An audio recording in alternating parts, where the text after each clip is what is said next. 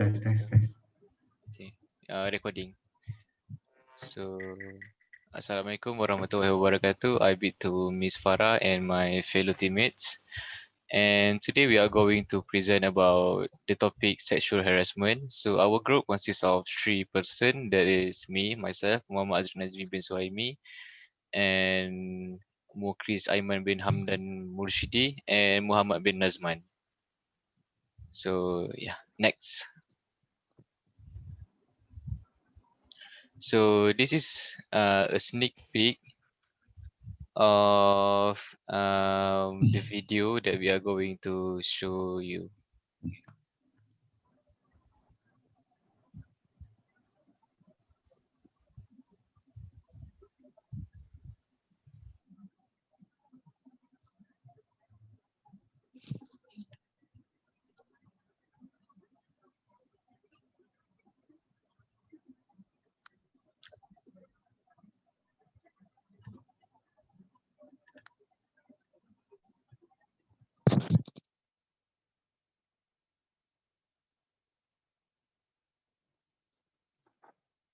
Hello, Dr. Saad. I can help you.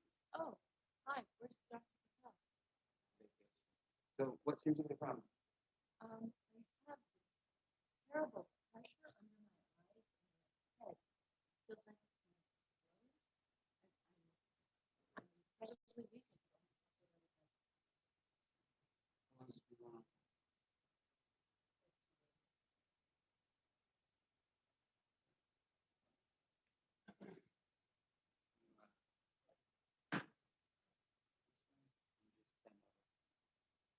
Stand over? That's not what your percent is. Oh.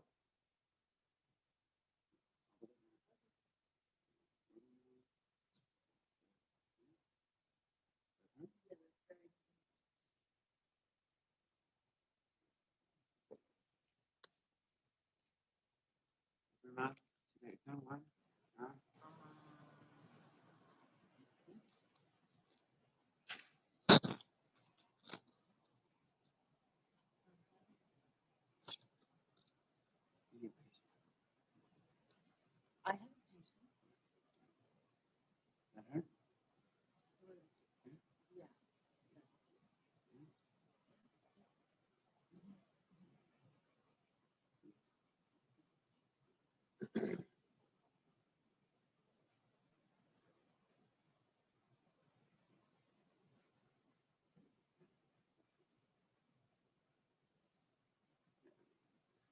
Take a deep breath.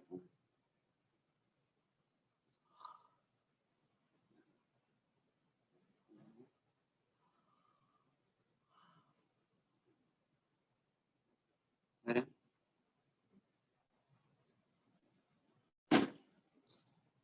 You just hit the button.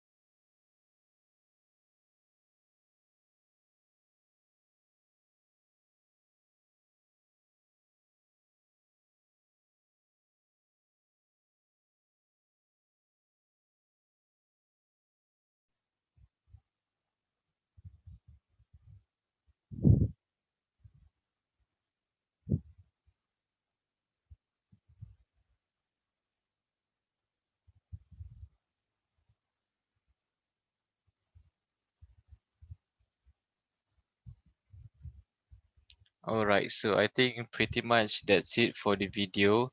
So from the video, actually, is about a doctor assaulting his patient that seeking for help because from the video, the patient mentioned that she is having some kind of pressure inside her head, and maybe because of workload and so on.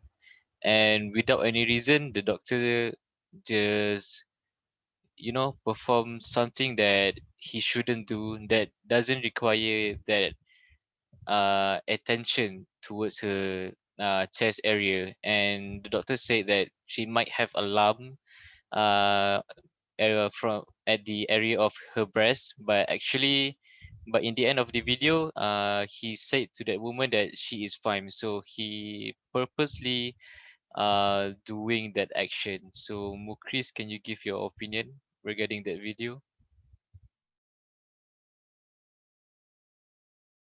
Mute. Wait, you're muted.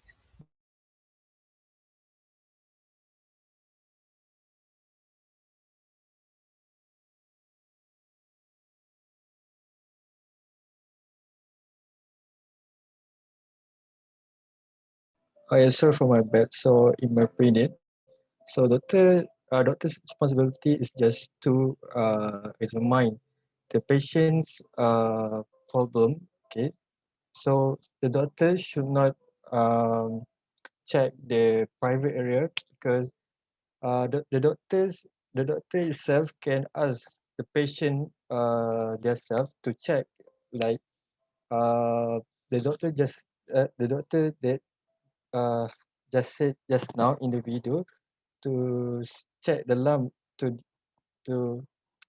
his patient. So the patient herself can check her lung by herself. So there's no need for doctors to check by touching it. So it will cause discomfort to the patient. So uh, doctors yeah I don't have much to say about this. I think yeah that's all for me. Sorry for any shorts. Yeah, it's How fine. It's about fine. you, Naz Muhammad?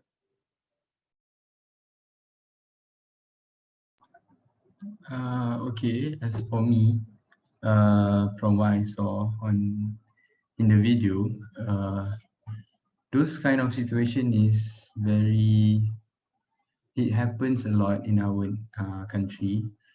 No matter how, in doesn't matter where, if it's in the countryside or in the city. From the video, we saw that the doctor like abused and sexually harassed his patient.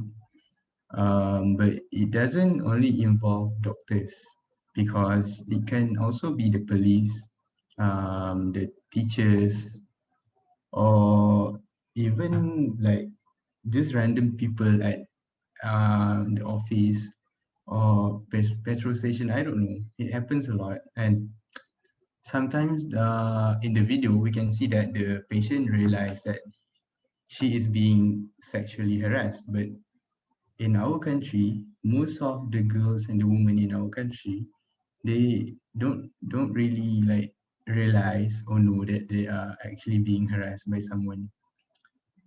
Even guys can be harassed by the girls also, but the guys can also be harassed by a guy, if you know what I mean. I think that's all for me. Moving on.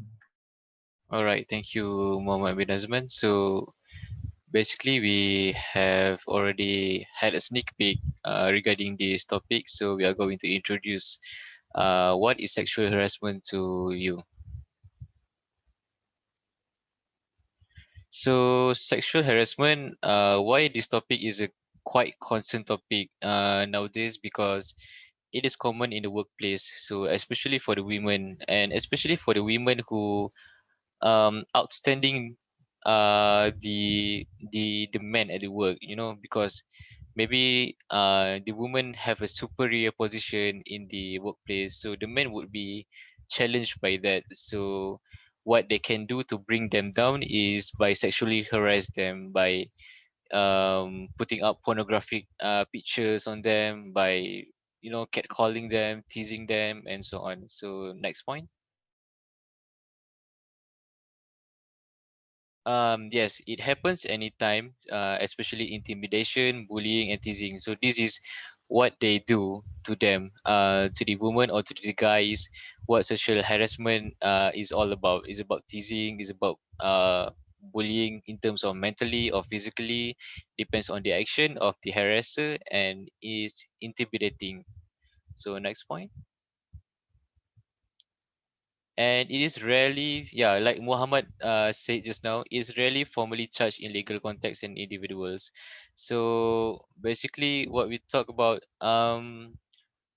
this one is because mostly people in our country, when they are being harassed or when they are being assaulted, they tend to keep quiet and keep their mouth shut instead of doing the right thing and lodge a report to the police station and all. And because some police officers could be assaulting them too. Right. Next slide. So yeah, it could happen to the men and to the women too. So without considering any gender.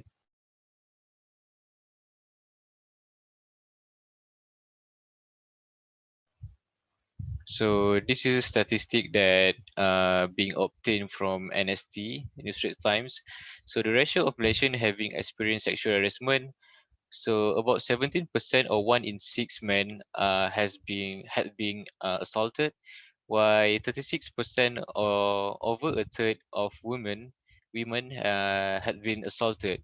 So we can see here, well, like what I've said, it is because sometimes because of the woman might be more superior, or sometimes the woman might have a better level of insecurity, a higher level of insecurity that makes them being sexual harassment, because they can show their weakness. Like men, maybe they are careless about something or what, and this sexual harassment that happens to women had bring them down, especially in the workplace, that could reduce their productivity during their workplace and could lead to higher quitting rate, because they are not satisfied with their job demand. So that's all from me.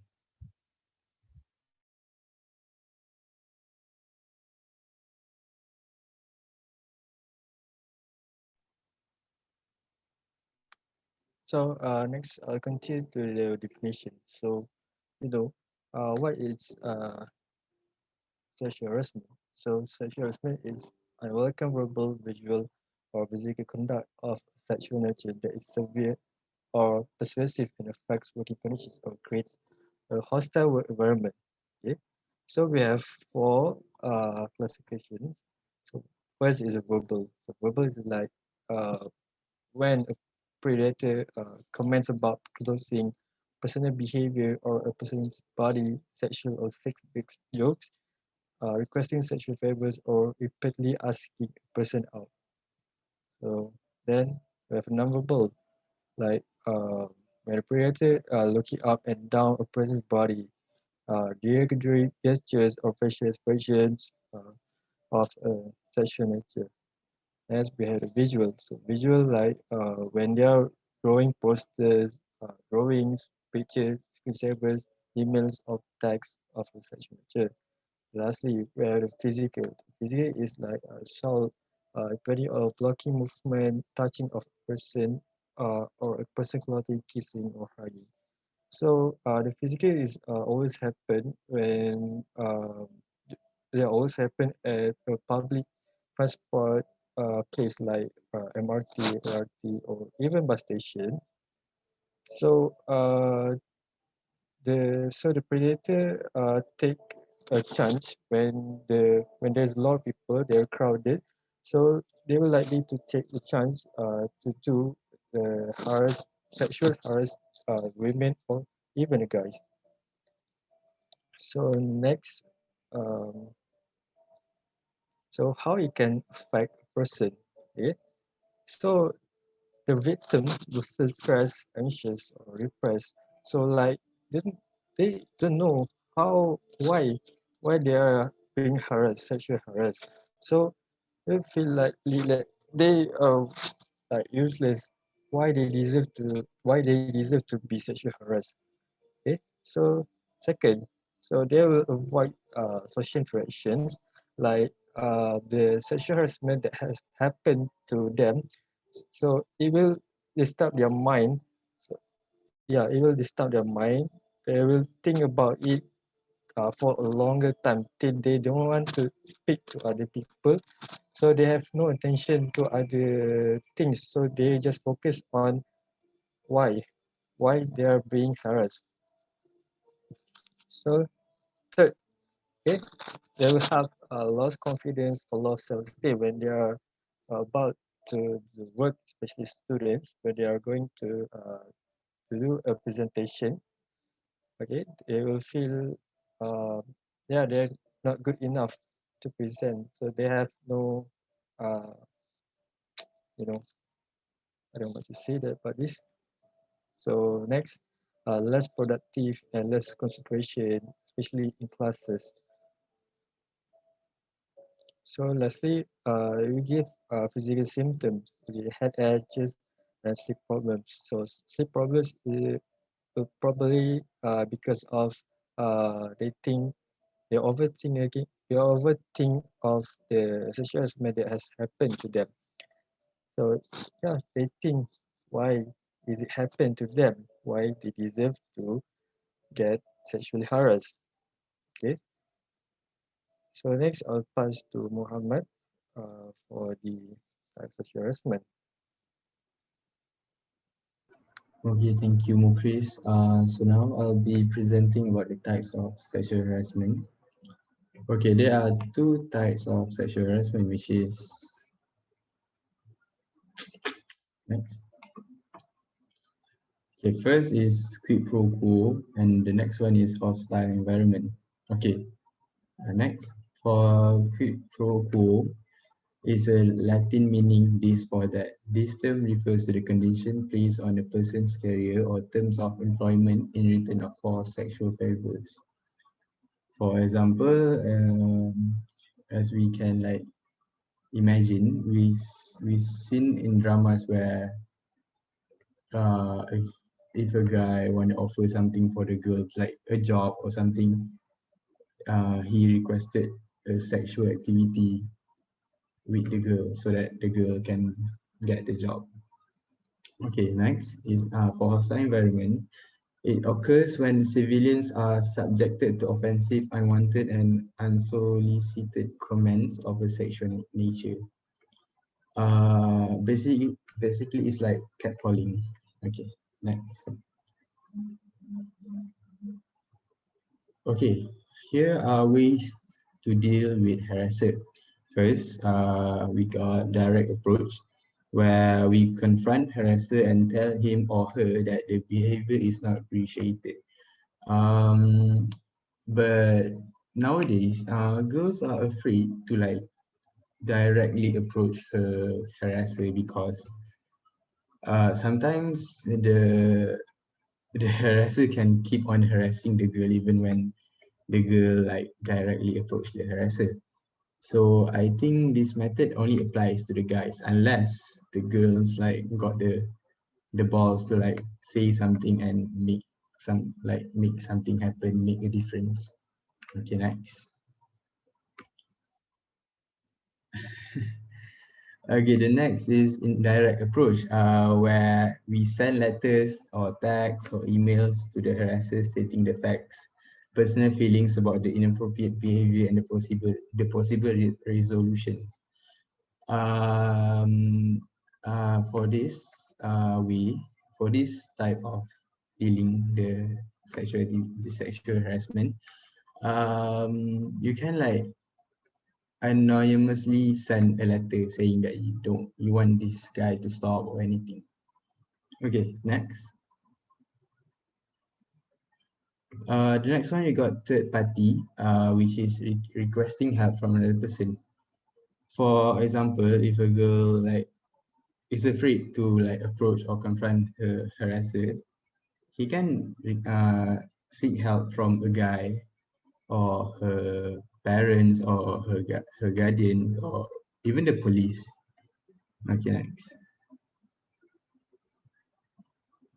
Okay, chain of command. Report the behavior to manager or others chain of command.